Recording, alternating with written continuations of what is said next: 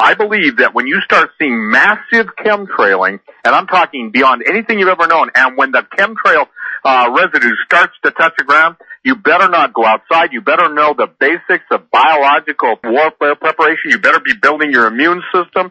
You better have nanoparticle mass, not just the N95s. It's interesting, Alex. We're talking about some of those virulent, deadly things three of the most virulent pathogens that have ever been genetically tweaked in the history of this world.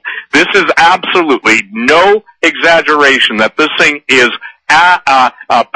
being put forth in its initial phase as the initiating trigger to whatever else is out there. I want to tell you something about chemtrails. They can poo-poo everything they want to poo-poo about it. But when chemtrails started having genetic binders incorporated into the barium and all the aluminum and everything else that they were spraying, the point that was obvious is that at some point, let's consider that a primary to a binary weapon, at some point when the chemtrails change, then the susceptibility of the systems, the human immune system that's been worn down by the initial chemtrail, can be activated. That's one point. Number that's two, what you and others have always said is the what's the weapon system called where they give you half of it and then later give you the other half? Well, it's a binary. Yeah. And so here's what's critical, too, in people understanding this. You can literally take the CDC's reports and go back to when the chemtrail spraying started, following it through to when all the reports of how many respiratory diseases, and I'm getting every day, with no exaggeration, 20, 30, 40 emails of people that are coming down with respiratory crud. Now, I think that this is that's critical. what this flu does, is it causes people to die, just like the 1918 swine flu or bird flu that killed so many. Right. Spanish flu, if I got the name right. That one hit the respiratory system. Absolutely, but what is interesting to people is not only when you're engineering a biological weapon, you absolutely, at the same time you are designing the weapon, you're designing the antidote or the vaccine, okay? The anti-weapon, whichever way it's going. If it's chemical warfare, it's an antidote. If it's biological, it's a vaccine. The thing that's telling to me in this whole thing, Alex, is the fact that the rapidity that it's spreading throughout the world.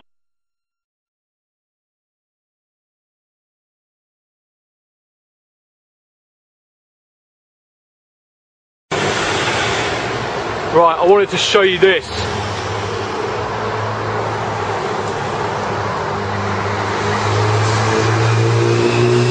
It's like a powdering effect. You can actually see it dropping down.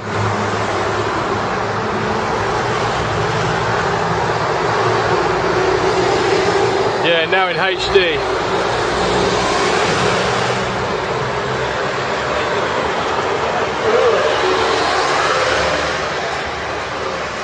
Really low level, that one.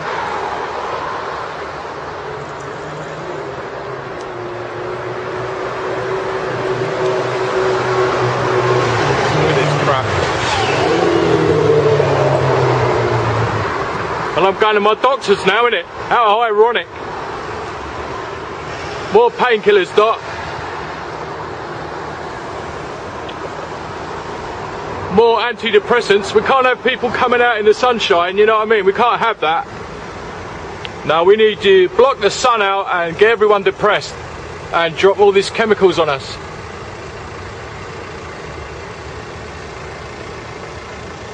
This is a classic, a good example of the powdering effect of chemtrailing.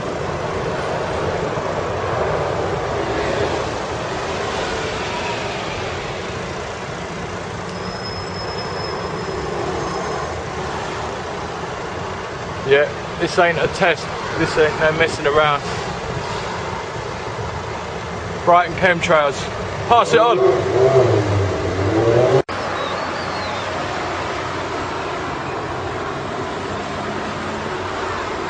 See the stripes?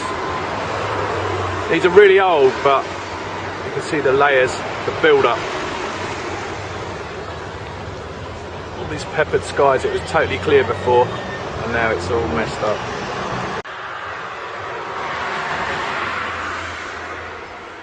Got a call today, heavy spraying all over town, and they weren't joking.